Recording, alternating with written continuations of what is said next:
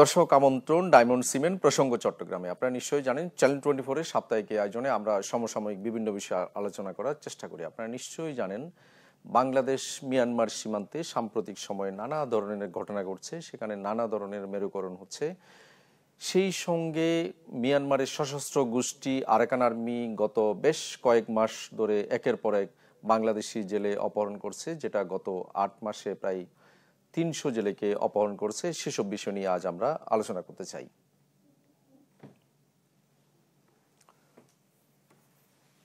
দর্শক, আজ আমাদের সঙ্গে এই বিষয়ে আলোচনার জন্য ভার্চুয়ালি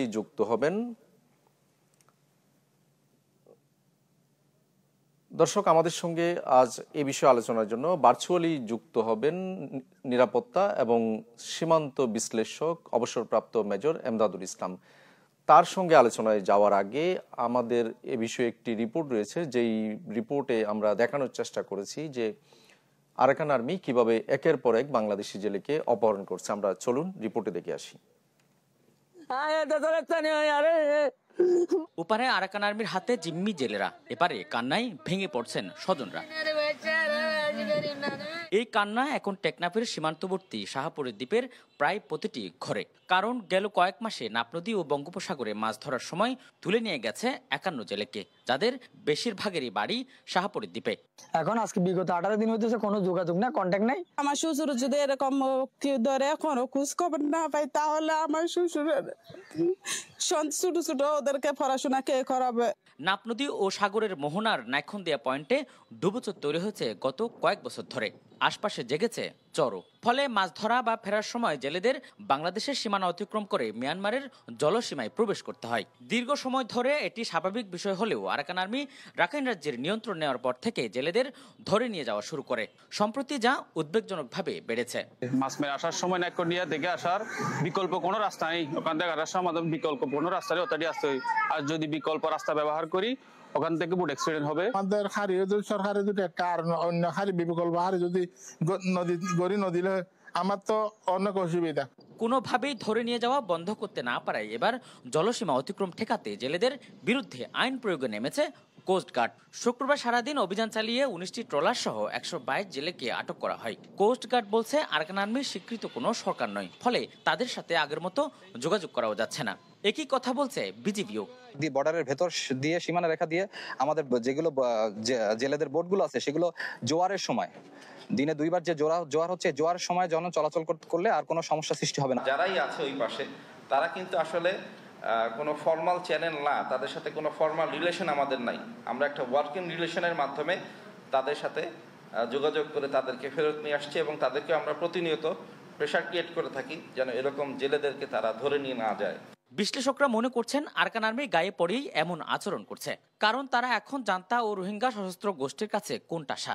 এমন পরিস্থিতিতে জেলেদের অপহরণ করে বাংলাদেশকে কোনো বার্তা দিতে চায় তারা। আপনার একজন লোককে ধরে নিয়ে গেলাম, 2 জন লোককে ধরে নিয়ে গেলাম, 3 জন লোককে ধরে নিয়ে গেলাম, মোর রিয়াকশনারিস্ট পলিটিক্স টাইপ আর কি। মানে আপনি কিভাবে রিয়াক্ট করেন এবং রিয়াক্টের পরে আপনি কিভাবে অ্যাক্ট করেন, কি ডিসিশনটা নেন, এটা তারা দেখতে চায়।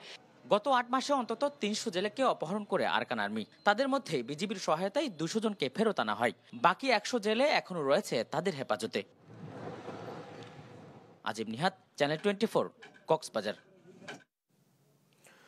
দর্শক, আমরা রিপোর্টটি দেখলাম, আমরা এ বিষয়ে আলোচনায় যেতে চাই। আমাদের সঙ্গে ভার্চুয়ালি যুক্ত রয়েছেন নিরাপত্তা ও সীমান্ত বিশ্লেষক অবসরপ্রাপ্ত মেজর এমদাদুল ইসলাম। এমদাদুল ইসলাম, আপনি নিশ্চয়ই আমাকে শুনতে পাচ্ছেন এবং সেই সঙ্গে আপনি আমাদের রিপোর্টটিও নিশ্চয়ই দেখছিলেন যে গত 8 মাসে 300 জেলেকে তারা ধরে নিয়ে গেছে এবং সাম্প্রতিক সময়ে সেই হার আরও বেড়েছে। আপনি কি মনে করেন আসলে হঠাৎ করে আরাকান আর্মি কেন এইভাবে বেপরোয়া হয়ে উঠল? ধন্যবাদ। আসলে যদিও একটু সামান্য ডিস্টর্টেড হয়েছিল আপনার, এখন আমি পরিষ্কার শুনতে পাচ্ছি। সেটা হচ্ছে আরাকান আর্মি, আমরা যতটুকু জানি তারা এতদিন পর্যন্ত মিয়ানমারের রাখাইন স্টেটে তাদের যে একচ্ছত্র একটা আধিপত্য বিস্তার করার মতো অবস্থায় গিয়েছিল, সেটার উপরে একটা হুমকি অলরেডি তাদের উপর এসছে। সেটা হচ্ছে এটা বিভিন্ন তথ্য উপাত্ত থেকে বিভিন্ন সংস্থার মাধ্যমে জানা গেছে যে মিয়ানমার সেনাবাহিনী একদিকে এনের যে পাস আছে, যেখানে একটা সাপ্লাই রুট আছে আরাকান আর্মির জন্য, সেটা তারা বন্ধ করেছে। তারপরে আপনার ম্যাগুয়া ডিভিশন থেকে একটা তাদের জন্য অ্যাপ্রোচ আছে, সেখানে তাদের সাপ্লাই রুট সেটা বন্ধ করেছে। এবং একই সাথে সাগর পথে অর্থাৎ বে অফ বেঙ্গল হয়ে তাদের যেসব রুট ছিল, এই সমস্তগুলো গ্র্যাজুয়ালি তারা দে হ্যাভ জাস্ট স্টপ, অর্থাৎ বন্ধ করেছে। এবং খুব একটা অ্যাসল্ট হয়তো, অর্থাৎ আক্রমণ তাদের উপরে এমিনেন্ট, অর্থাৎ খুব অত্যাসন্ন তারা ধরে নিয়েছে। এবং সেটা করবে তাদের যে ডিসেম্বরে যে নির্বাচন ঘোষণা করেছে সামরিক জান্তা, সেটাকে কার্যকর করার জন্য তারা অন্যান্য অঞ্চলের কিছুটা গুছিয়ে এনে এখন আরাকানের দিকে তাদের নজর দিয়েছে। তো বিশেষ করে যে সাপ্লাই রুটগুলি বন্ধ হওয়াতে তাদের নিত্য প্রয়োজনীয় যেসব জিনিসপত্র তাদের সরবরাহ হতো, সেটার উপরে তাদের একটা ব্যাপকভাবে একটা নেতিবাচক প্রভাব পড়েছে অলরেডি। সেই সরবরাহটিকে নিশ্চিত করার জন্য আরাকান আর্মি দেখবেন, আপনি খেয়াল করে এই নাফ নদীর উপরে ব্যাপক হারে তারা এখন বাংলাদেশের জেলেদের ধরে নেওয়া, জেলেদের উপর আক্রমণ পরিচালনা করা, এসব জিনিস করছে সেখান থেকে। অর্থাৎ তারা তাদের সেখানে প্রয়োজনীয় অর্থ সংগ্রহের একটা উদ্যোগ গ্রহণ করেছে বলে প্রতীয়মান হয়।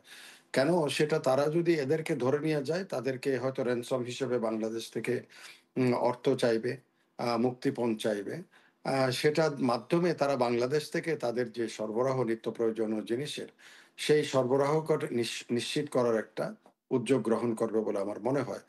এখানে একটা ঝুঁকিও বাংলাদেশের জন্য এক তৈরি হয়ে যাচ্ছে। সেটা হচ্ছে, তারা যদি এই জেলে টেলে এদের ধরে নিয়ে প্রয়োজনীয় অর্থ তারা না পায়, আদায় করতে না পারে, তাহলে কিন্তু তাদের হাতে যেসব মারাত্মক বিভিন্ন ধরনের অস্ত্র রয়েছে, সেগুলো তারা হয়তো বাড়িয়ে দিবে বাংলাদেশের দিকে, বিক্রি করে টাকা পয়সা জোগাড় করে তাদের অর্থের সংস্থান করার জন্য তারা একটা মরিয়া প্রচেষ্টা হয়তো গ্রহণ করবে।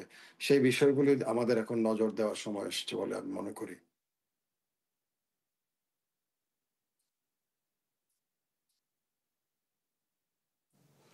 এমদাদুল ইসলাম, আরেকটা বিষয় আমি জানতে চাচ্ছিলাম, সেটা হচ্ছে যে আপনি এই যে কেন জেলেদের ধরে নিয়ে যাচ্ছে সেটা নিয়ে বলছিলেন, এবং কোনো কোনো বিশ্লেষক বলছিলেন যে আসলে এই যে ঘন ঘন হঠাৎ করে যে তারা বেপরোয়া আচরণ বা একের পর এক জেলে ধরে নিয়ে যাওয়া, এটার মাধ্যমে তারা বাংলাদেশকে কোনো বার্তা দিতে চায় কিনা সেটা নিয়েও কেউ কেউ কথা বলেছেন। আপনার কি মনে হয় আসলে এই জায়গাতে? ধন্যবাদ, ধন্যবাদ। এটা অত্যন্ত রিলেভেন্ট একটা প্রশ্ন। তারা বাংলাদেশকে এক ধরনের এখানে তারা ড্র্যাগ করার চেষ্টা করবে বিভিন্ন তাদের কার্যক্রমের মাধ্যমে। কারণ ইতিমধ্যে তারা এটা বুঝে গেছে যে বাংলাদেশ কর্তৃপক্ষ বা কৌশল প্রণেতা যারা আছেন, তাদের যে এক ধরনের সিম্প্যাথি আরাকান আর্মির প্রতি ছিল, সেটা আস্তে আস্তে এটা অপসৃয়মান। কেন অপসৃয়মান আমি বলি, সেটা হচ্ছে মিয়ানমার সেনাবাহিনী হয়তো বাধ্য করে, অথবা মিয়ানমার সেনাবাহিনী সেটা কৌশলের মাধ্যমে রোহিঙ্গাদের বেশ কিছু রোহিঙ্গাকে তাদের পক্ষে নিয়ে আরাকান আর্মির বিরুদ্ধে যুদ্ধে নিয়োজিত করেছিল। যখন সেটা তাদের কৌশলগত অবস্থান পরিবর্তন হোক, অথবা তাদের আরাকান আর্মির আক্রমণের প্রাবল্যে হোক, তারা সেখান থেকে যখন পিছু হটেছে, প্রতিশোধ হিসেবে আরাকান আর্মি ওখানে বাদবাকি যেসব রোহিঙ্গা আছে, রোহিঙ্গা বসতি আছে, তাদের উপরে ব্যাপক অত্যাচার, অনাচার এবং আক্রমণ পরিচালনা করেছে। ফলত বাংলাদেশে আরো 1,13,000-এর মতো গত কিছুদিনের মধ্যে রোহিঙ্গার অনুপ্রবেশ ঘটেছে। সেখান থেকে আরাকান আর্মির সাথে যে এক ধরনের বোঝাপড়ার কৌশল বা আরাকান আর্মির এক ধরনের যে সিম্প্যাথি, সেটার থেকে আরাকান আর্মি বঞ্চিত হয়েছে, সেটা আরাকান আর্মিও জানে। তো তারা এখন বাংলাদেশকে হয়তো এক ধরনের এটা চাপ সৃষ্টি করার জন্য, যেন বাংলাদেশ, তারা যদি যে প্রেশার তাদের জন্য আসছে অত্যাসন্ন, তাদের উপরে যে আক্রমণ হবে, সেখানে হয়তো বাংলাদেশকেও তারা তাদের এইসব কর্মকাণ্ডের মাধ্যমে বাংলাদেশকে সেখানে টেনে নেওয়ার একটা প্রচেষ্টা গ্রহণ করছে। বা যদিও সেটা যে যথার্থ হবে না, ফলপ্রসূ হবে না, এটা হয়তো তারা আর কিছুদিন পরে হয়তো তাদের বোঝার সময় আসবে। এই কারণে, কারণ তারা কখনো, এই যে তারাও তো সংশ্লিষ্ট ছিল, তারাও জড়িত ছিল এই রোহিঙ্গাদের বাংলাদেশে জোর করে পাঠানোর মধ্যে, রোহিঙ্গাদের উপর নানা অত্যাচার, অনাচার, তাদের বাড়িঘর পোড়ানো, এই সমস্ত কিছুর মধ্যে তারাও কিন্তু সংশ্লিষ্ট ছিল। এখন কিন্তু তারা যখন দেখা যাচ্ছে মিয়ানমার সেনাবাহিনী যখন তাদের উপরে চড়াও হচ্ছে, তখন তারা এইসব অপকৌশলগুলি তারা গ্রহণ করার এক ধরনের প্রচেষ্টা, মরিয়া প্রচেষ্টা বলে এগুলিকে আমার মনে হচ্ছে।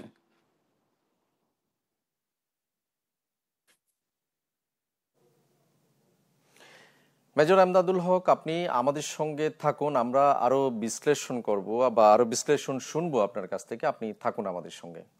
জি, দর্শক, আবার স্বাগত ডায়মন্ড সিমেন্ট প্রসঙ্গ চট্টগ্রামে। আমরা আলোচনা করছিলাম বাংলাদেশের দক্ষিণ পূর্ব সীমান্তে আসলে কি হচ্ছে বা আরাকান আর্মি বা কেন বেপরোয়া, সেই সব নিয়ে আমরা আলোচনা করছিলাম। দর্শক, আমাদের সঙ্গে যুক্ত রয়েছেন, ভার্চুয়ালি যুক্ত রয়েছেন নিরাপত্তা বিশ্লেষক অবসরপ্রাপ্ত মেজর এমদাদুল ইসলাম। আমরা আবারও তার সঙ্গে যুক্ত হতে চাই, আলোচনায় যেতে চাই। মেজর এমদাদ, আপনি বলছিলেন যে বিরতির আগে বলছিলেন যে সেখানে রাখাইনে বিশেষ করে আরাকান আর্মির যে তাদের যে নিয়ন্ত্রণ, সেই জায়গায় এখন জান্তা বাহিনী সেখানে আক্রমণ করছে বা সীমান্ত তাদের ধীরে ধীরে আগাচ্ছে। এই সার্বিক বিষয়ে আসলে আমাদের ঝুঁকিটা কোন জায়গায়? ধন্যবাদ। আসলে এটা অত্যন্ত গুরুত্বপূর্ণ একটা বিষয়। আমার মনে হয় আমাদের যারা কৌশল প্রণেতা আছেন বা আমাদের জাতীয় নিরাপত্তার বিষয় নিয়ে যারা দায়িত্বপ্রাপ্ত, তাদের এখনই মানে এক ধরনের একটা ঝড় মোকাবেলা করার জন্য তাদের মানসিক বা সামগ্রিক একটা প্রস্তুতির প্রয়োজন রয়েছে। সেটা যেমন আমাদের জন্য যেই ঝুঁকিগুলো আসছে, সেটা হচ্ছে যদি মিয়ানমার সেনাবাহিনী যেই অর্থে এখন যেটা আমরা আমাদের অনুমিত হচ্ছে যে আক্রমণ পরিচালনা করবে, সে আক্রমণ যখন পরিচালিত হবে, যদি হয় এটা সত্যি সত্যি যদি কার্যকর হয়, বাস্তবে লাভ করে, তাহলে কিন্তু সেখানে আরাকান আর্মির একটা ব্যাপক হারে তারা এক ধরনের আমাদের দেশের দিকে বা অর্থাৎ বাংলাদেশের সীমানার দিকে তারা ঝুঁকে পড়তে পারে বা বাংলাদেশের দিকে অনুপ্রবেশের একটা প্রচেষ্টা গ্রহণ করতে পারে। একই সাথে এই দুই পক্ষের দ্বন্দ্বের মধ্যখানে পর্বের ওখানে যারা বাকি রোহিঙ্গারা আছে, তারা কিন্তু এই দুটি সংঘাত ময় গোষ্ঠীর মধ্যখানে পড়বে, মিয়ানমার সেনাবাহিনী এবং আরাকান আর্মির মধ্যখানে। তারা তখন মরিয়া হয়ে প্রচেষ্টা নেবে তাদের নিরাপদ আশ্রয়ের জন্য। কারণ এটা যত বেশি এটা প্রবল হবে সংঘর্ষটা, যত বেশি এটা মারাত্মক রূপ নেবে, তত বেশি সেখানে প্রাণহানির ঘটনা ঘটবে। সুতরাং প্রত্যেক মানুষই চায় তার জীবনটাকে নিরাপদ করার জন্য। সেখানে যারা রোহিঙ্গারা আছে, তারা মধ্যখানে ব্যাপকভাবে একদিকে মিয়ানমার সেনাবাহিনী তাদেরকে তাদের পক্ষ অবলম্বন করার জন্য অতীতের মধ্যে টানাহেচড়া করবে, অন্যদিকে আরাকান আর্মি তারা চেষ্টা করলেও হয়তো তারা মনে করবে যে রোহিঙ্গারা সম্ভবত মিয়ানমার সেনাবাহিনীর আগের মতো, অর্থাৎ বিগত কয়েক মাস আগে যেটা হয়েছিল, সেরকম একটা অবস্থান গ্রহণ করতে পারে। সেই বিবেচনা থেকে তারা রোহিঙ্গাদের উপরও একটা আক্রমণ পরিচালনার কৌশল হয়তো গ্রহণ করতে পারে। সেটাও দুদিক থেকেই যেটা হোক, রোহিঙ্গার একটা চাপে থাকবে। সেই চাপ তারা ধরে রাখতে পারবে না। রোহিঙ্গাদের সে শক্তি নাই সেখানে, তাদের কোনো অবস্থান গ্রহণ করার অবকাশও নাই। তারা বাংলাদেশের দিকে অবশ্যম্ভাবীভাবে তারা বাংলাদেশের দিকে যাত্রা করবে এরকম পরিস্থিতিতে। তখন এই যে আমরা 2017 সালের যে একজোড়াজ বা যেই রোহিঙ্গা অনুপ্রবেশ দেখেছি, সেরকম আরেকটা পরিবেশ পরিস্থিতি কিন্তু সৃষ্টি হতে পারে। তো সেটা একই সাথে আগেরটা ছিল একপাক্ষিক, শুধুমাত্র মিয়ানমার সেনাবাহিনী এবং এই আরাকান আর্মি একই যৌথভাবে তারা অপারেশন ক্লিনস নাম দিয়ে রোহিঙ্গাদের উপর চড়াও হয়েছিল। এখন রোহিঙ্গারা পড়বে দুইটা পক্ষের মধ্যখানে। একটা হচ্ছে একদিকে হবে মিয়ানমার সেনাবাহিনী, আরেকদিকে হবে আরাকান আর্মি। সুতরাং এখানে তাদের জন্য বিপদটা আগের থেকে অনেক বেশি। আগে ছিল এক পক্ষ তাদেরকে এককভাবে মিয়ানমার সেনাবাহিনী প্লাস এই যে রোহিঙ্গারা তারা একসাথে আরাকান আর্মির লোকজন একসাথেই আক্রমণ পরিচালনা করেছিল। এখন তারা দুজনের দ্বন্দ্বের মধ্যে, গোলাগুলির মধ্যে, হানাহানির মধ্যে রোহিঙ্গারা পড়বে। এবং সেটা নিশ্চিতভাবে কথা বলা যায়, সেরকম সিনারিও যদি হয়, সেরকম দৃশ্যের যদি অবতারণা হয়, তাহলে কিন্তু রোহিঙ্গারা বাংলাদেশে আশ্রয়ের জন্য আসবে, এতে কোনো সন্দেহ নাই। এটা আমরা সেজন্য আমাদের প্রস্তুতি গ্রহণ করা উচিত, এই ঝুঁকিটা আমাদের বিবেচনায় নেওয়া উচিত। এবং এখন থেকে আমাদের যারা সেই দায়িত্ববান যারা আছে, আমাদের নিরাপত্তা ঝুঁকিকে মোকাবেলা করার জন্য তাদের প্রস্তুতিটা অবশ্যই প্রয়োজন আছে, এবং সেটা না হলে খুবই ভালো। এই ধরনের সিচুয়েশন যদি কোনো কারণে। আমার আরেকটা জি, বিষয় জানার আছে। আপনি নিশ্চয়ই দেখেছেন কয়েক মাস আগে ইন্টারন্যাশনাল ক্রাইসিস গ্রুপ তারা এক প্রতিবেদনে বলেছিল যে বাংলাদেশ মিয়ানমার সীমান্তে আরাকান আর্মির বিরুদ্ধে যুদ্ধ করার জন্য রোহিঙ্গাদের যে সংগঠনগুলো, সেই সংগঠনগুলো প্রস্তুতি নিচ্ছে। এবং তারা বাংলাদেশের অভ্যন্তরে থেকে প্রস্তুতি নিচ্ছে, এরকম একটি কথা বলা হয়েছিল যে ইন্টারন্যাশনাল ক্রাইসিস গ্রুপের প্রতিবেদনে। তার মানে কি আসলে সীমান্তে নতুন মেরুকরণ হচ্ছে, বা সীমান্তে আসলে কি হচ্ছে? ধন্যবাদ। যদিও একটু ডিস্টর্টেড হয়েছে কথাগুলো, তো আমি যতটুকু বুঝেছি সেটা হচ্ছে রোহিঙ্গাদেরকে যে আরেক মিয়ানমার সেনাবাহিনীর পক্ষে নেওয়ার কথাটাই নিশ্চয়ই আপনি বলছেন। জি, সেটা যদি হয় এটা অতীত হয়েছে। কারণ হচ্ছে মিয়ানমার সেনাবাহিনীর তারা জনবল নিয়ে তারা একটা সংকটের মধ্যে আছে, একবার এটা নিশ্চিত। কারণ তাদের দেশের অভ্যন্তরে তাদের অনেকগুলো ফ্রন্ট তারা খুলে বসে আছে, অনেকগুলো ফ্রন্ট তারা খুলতে বাধ্য হয়েছে। শান স্টেটে খুলেছে, শান স্টেট, শানরা, তাংরা, তারপরে এদিকে কাচিন ইন্ডিপেন্ডেন্ট আর্মি, তারপরে আপনার এদিকে আরাকান আর্মি বা চীন ন্যাশনাল ফ্রন্ট, মন ন্যাশনাল ফ্রন্ট, অনেকগুলো তারা সেখানে মোকাবেলা করছে। ইভেন কি কাচিন আপনার সাগাং ডিভিশনও তাদেরকে মোকাবেলা করতে হয়েছে। তো সবখানে মিলিয়ে তাদের যে জনসংখ্যার যে ঘাটতি, অর্থাৎ জনবলের যে ঘাটতি, সেটা তারা অবশ্যম্ভাবীভাবে রোহিঙ্গাদেরকে সেখানে নিয়ে তারা পূরণ করার চেষ্টা করবে, এবং সেখানে রোহিঙ্গাদের প্রলুব্ধ করা হবে। এবং সেটা প্রলুব্ধ এইভাবে, যেমন অতীতে যেটা করেছিল, সেটা হচ্ছে তাদের নাগরিকত্ব দিবে, অন্যান্য সমস্ত সুযোগ সুবিধা দিবে। এখানে কিন্তু একটা আমি বলবো যে অ্যাকর্ডিং টু সানজু, যে সামরিক বিশেষজ্ঞ, এবং তার কথা হচ্ছে every crisis open and opportunity. প্রত্যেকটা সংকট একটা অপরচুনিটিও কিন্তু দেয় মানুষের সামনে, যারা চিন্তাশীল মানুষ মেজর তাদের এমদাদ, কাছে। আমি একটু আপনাকে থামাই। সেটা হচ্ছে যে আমি যেটা জানতে চেয়েছিলাম সেটা হচ্ছে মূলত ইন্টারন্যাশনাল ক্রাইসিস গ্রুপ কয়েক মাস আগে তাদের এক প্রতিবেদনে বলেছিল যে রোহিঙ্গাদের সংগঠনগুলো, সশস্ত্র সংগঠনগুলো আরাকান আর্মির বিরুদ্ধে যুদ্ধ করার জন্য প্রস্তুতি নিচ্ছে, এবং তারা প্রস্তুতি নিচ্ছে বাংলাদেশের জি অভ্যন্তরে। জি তার জি, মানে নাও আই হচ্ছে গট দ্য এটা পয়েন্ট। এমন আমি কি দাঁড়াচ্ছে যে সীমান্তের পরিস্থিতি আসলে নতুন একটা রূপ নিচ্ছে? এটা now I got the point. এটা আইসিজে, ইন্টারন্যাশনাল ক্রাইসিস গ্রুপ, একটা রিপোর্ট দাঁড় করিয়েছে। ওই রিপোর্টটা আমি দেখেছি। আমার কাছে মনে হয়েছে এই রিপোর্টটা যারা প্রণয়ন করেছেন তারা ঘটনার গভীরে কিন্তু প্রবেশ করেন নাই বলে আমার মনে হয়েছে আমি পাঠ করার পরে। কারণ এই কারণে তারা এখানে দুইটা প্রেডিকশন করে, একটা সাজেশন দিয়েছে, একটা প্রেডিকশন করেছে। সাজেশনটা হচ্ছে তারা বাংলাদেশ গভর্নমেন্টকে সাজেস্ট করেছে to have establish connection with the Myanmar, sorry, Arakan army, Arakan আর্মির সাথে একটা সম্পর্ক করার জন্য উপদেশ দিয়েছে।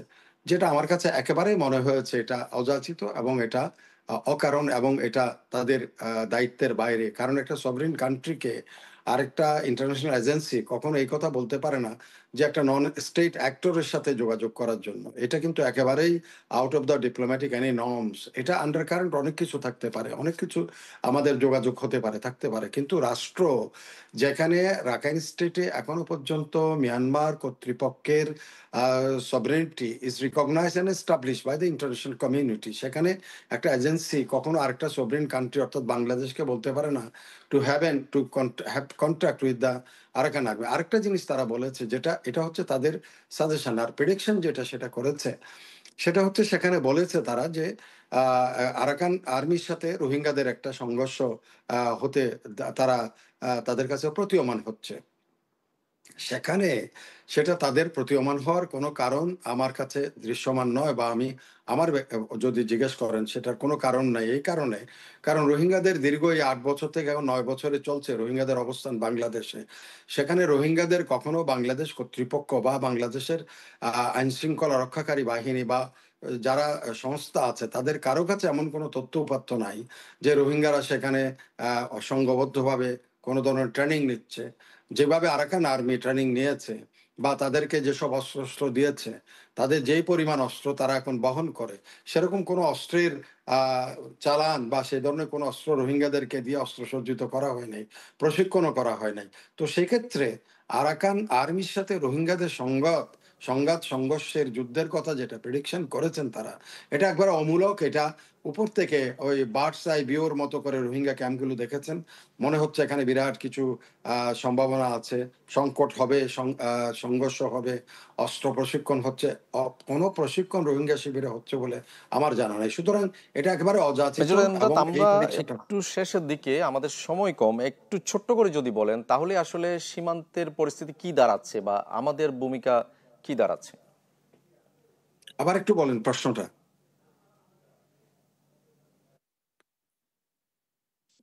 প্রশ্নটা আমি বুঝতে পারিনি, আবার একটু যদি কাইন্ডলি বলেন। আমি মূলত জানতে চাচ্ছিলাম ছোট্ট করে যদি বলেন যে তাহলে সবশেষ যদি বলেন ছোট্ট করে যে সীমান্তের পরিস্থিতি তাহলে কি দাঁড়াচ্ছে। ধন্যবাদ। হ্যাঁ, সীমান্ত পরিস্থিতি সবসময় আমাদের জন্য ওখানে একটা শঙ্কা সবসময় বিরাজিত আছে, কারণ সেখানে যুদ্ধমান দুটি পক্ষ আছে, এটা আমরা জানি। আর তৃতীয় অসহায় একটা পক্ষ আছে। তিনটা পক্ষই আমাদের জন্য ঝুঁকিপূর্ণ। একটা হচ্ছে আমাদের পুনরায় অনুপ্রবেশ, আরেকটা হচ্ছে দুই পক্ষের যুদ্ধ। দুপক্ষ অর্থাৎ মিয়ানমার সেনাবাহিনী এবং আরাকান আর্মির মধ্যে যদি আবার সংঘাত শুরু হয়, সেটা আমাদের জন্য, আমাদের সীমান্তর জন্য মোটেও কোনো ধরনের প্লিজেন্ট কিছু না। এটা কোনো ভালো কোনো কিছু না। আর তৃতীয় পক্ষ যেটা বললাম, রোহিঙ্গাদের অবস্থান সেখানে, সেটা আমাদের জন্য আরো বিপজ্জনক অবস্থা ডেকে আনবে। কারণ এমনিও আন্তর্জাতিক যারা দায়িত্ববান বা আন্তর্জাতিক সমস্ত দেশ বা যারা কনসার্ন এজেন্সিগুলো সবাই বলছে এই মুহূর্তে যেহেতু ওখানে সংঘাতময় এলাকা, সেখানে রোহিঙ্গাদের প্রত্যাবাসন হবে না। আমরাও জানি রোহিঙ্গাদের সেখানে প্রত্যাবাসন হবে না। সো এই সংঘাতটা যদি হয়, তাহলে সেখানে এটা আরো সুদূর পরাহত হবে রোহিঙ্গাদের প্রত্যাবাসনের বিষয়টা। আর যেটা সবচেয়ে বড় ঝুঁকি, সেটা হচ্ছে রোহিঙ্গাদের আমাদের দেশে আরো বেশি করে রোহিঙ্গার অনুপ্রবেশ। এই ভারটা আমাদের আরো বেশি করে বহন করতে হবে, প্রলম্বিত হবে, দীর্ঘায়িত হবে। সবগুলোই আমাদের জন্য ঝুঁকি। সীমান্তের আমাদের আসলে সময় থাকলে হয়তো আরো বিস্তারিত আমরা আলোচনা করতে পারতাম। আমাদের সঙ্গে যুক্ত হওয়ার জন্য আপনাকে অনেক ধন্যবাদ। জি, ধন্যবাদ। Thank you. দর্শক, আপনাদেরকেও ধন্যবাদ। ভালো থাকুন সবাই।